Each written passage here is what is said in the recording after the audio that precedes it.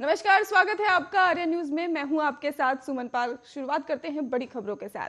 Ukraine संकट के बीच ही America और रूस के बीच ही तनाव चरम पर है और अमेरिका के राष्ट्रपति जो बाइडेन ने ही एक बार फिर से रूस को चेतावनी दी है। और राष्ट्रपति जो बाइडेन ने सोमवार को धमकी देते हुए कहा है कि अगर रूस यूक्रेन पर ही हमला करता है तो कोई नॉर्ड स्ट्रीम 2 नहीं होगा। और बाइडेन ने कहा कि रूस की महत्वाकांक्षी गैस पाइपलाइन परियोजना नॉर्ड स्ट्रीम 2 को ही बनने नहीं दिया जाएगा। हालांकि उन्होंने ये साफ नहीं किया कि गैस पाइपलाइन परियोजना नॉर्थ स्ट्रीम 2 को कैसे रोका जाएगा। और यूक्रेन की सीमा के पास रूसी सैनिकों के जमावड़े के बाद से अमेरिका काफी सतर्क है और रूस के हर एक चाल पर निगरानी बनाए हुए है। जर्मन चांसलर ओलाफ स्कोल्ज के साथ ही एक ज्वाइंट संवाददाता ने ही सम्मेलन में बोलते हुए राष्ट्रपति जो बाइडेन ने कहा कि अगर रूस यूक्रेन पर ही आक्रमण करता है तो गैस पाइपलाइन परियोजना नॉर्ड स्ट्रीम 2 को आगे बढ़ने नहीं देंगे और हम इसे खत्म कर देंगे। और जब बाइडेन से ये पूछा गया कि वो ऐसा कैसे करेंगे तो फिर उन्होंने जवाब देते हुए बस इतना कहा कि मैं आपसे वादा करता हूं कि हम इसे करने में सक्षम होंगे। अमेरिका और जर्मनी ने ही यूक्रेन में संभावित रूसी सैन्य हमले के खिलाफ ही एक संयुक्त मोर्चा पेश करने की प्रतिबद्धता जताई है।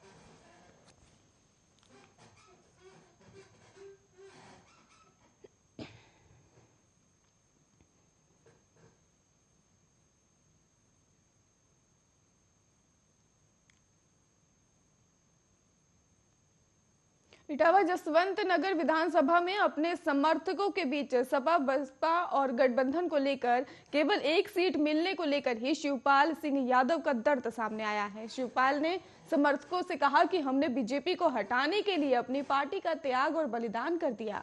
हमने तो अखिलेश से 100 सीट मांगी थी लेकिन मिली बस 1 सीट।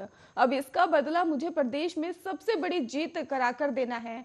और चाचा शिवपाल ने कहा कि भतीजे अखिलेश से मेरा कंपटीशन अब इस बात का है कि देखें किसकी बड़ी जीत होती है। जसवंत नगर सीट से मेरी या अखिलेश की करहल से ही बसपा से प्रदेश उपाध्यक्ष रघुराज शाकिर ही बीजेपी के आने को लेकर उन्होंने कहा कि टिकट ना मिलने से नाराज चल रहे थे। और शिवपाल सिंह का ही अपनी विधानसभा जसवंत नगर में ही एक मीटिंग के दौरान सपा गठबंधन से सीटें न मिलने को लेकर समर्थकों के बीच दर्द जुबा पर आया। और शिवपाल ने कहा कि मैंने अपनी पार्टी का त्याग और बलिदान कर दिया और हम प्रदेश में ही अपना रथ लेकर भी निकले। जगह जगह पूरे प्रदेश में स्वागत भी हुआ और पूरे प्रदेश में लोगों का कहना था कि एक हो जाओ, इसलिए हमने बीजेपी को हटाने के लिए त्याग किया। और 1 साल पहले हमने 100 प्रत्याशियों की घोषणा कर दी थी, तब कहा गया था ये ज्यादा है, तब मैंने उससे 65 की सूची कर दी। और शिवपाल ने आगे ये भी कहा कि अब अखिलेश से बात हुई तब उन्होंने कहा ये ज्यादा है और तब उसको 45 कर दिया और फिर भी उसको ज्यादा बताया। और जब लिस्ट आई तो केवल 1 सीट निकली और हमने कहा कि हमारे जीतने वालों को टिकट दे दो। अगर समीक्षा होती तो हमारे 20 लोग जीत कर आ रहे थे, लेकिन ये नहीं हुआ और अब इसका बदला ऐसे लेना है कि प्रदेश में मेरी सबसे बड़ी जीत होकर आए। और शिवपाल ने यह भी कहा कि अब हमारे और अखिलेश के बीच कंपटीशन है कि बड़ी जीत किसकी होगी।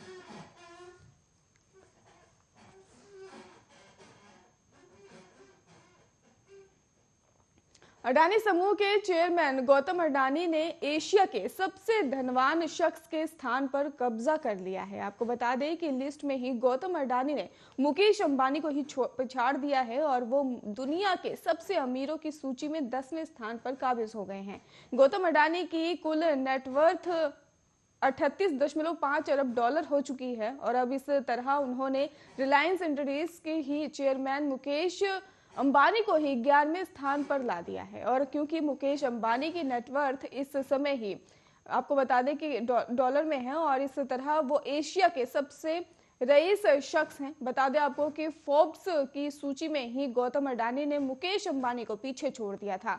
हालांकि गौतम अडानी ने ही ब्लूमबर्ग बिलियनियंस को लेकर भी 10वें स्थान पर पहली बार कब्जा किया है और पिछले साल ही कई बार गौतम अडानी की संपत्ति में जोरदार इजाफा आने की खबरें सामने आई थी। और इसके साथ ही और अब इस लिस्ट के सामने आने के बाद साफ हुआ है कि इस साल कमाई के मामले में अडानी की नेटवर्थ 12 अरब डॉलर से ज्यादा बढ़ी है।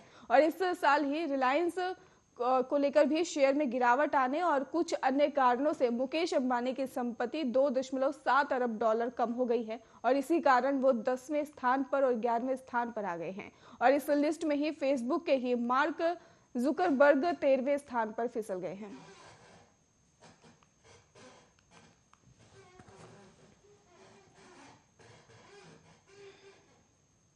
वहीं उत्तर प्रदेश में विधानसभा चुनाव के मद्देनजर प्रधानमंत्री नरेंद्र मोदी ने कल बिजनौर में ही एक चुनावी वर्चुअल रैली को संबोधित किया।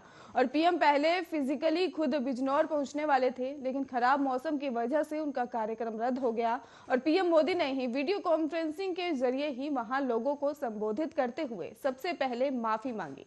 उन्होंने कहा कि मैं माफी मांगता हूं क्योंकि चुनाव आयोग की तरफ से कुछ मुक्ति मिलने के कारण सोच रहा था कि बिजनौर से ही मैं चुनाव अभियान का प्रारंभ करूं, लेकिन खराब मौसम के कारण मेरा हेलीकॉप्टर नहीं निकल पाया।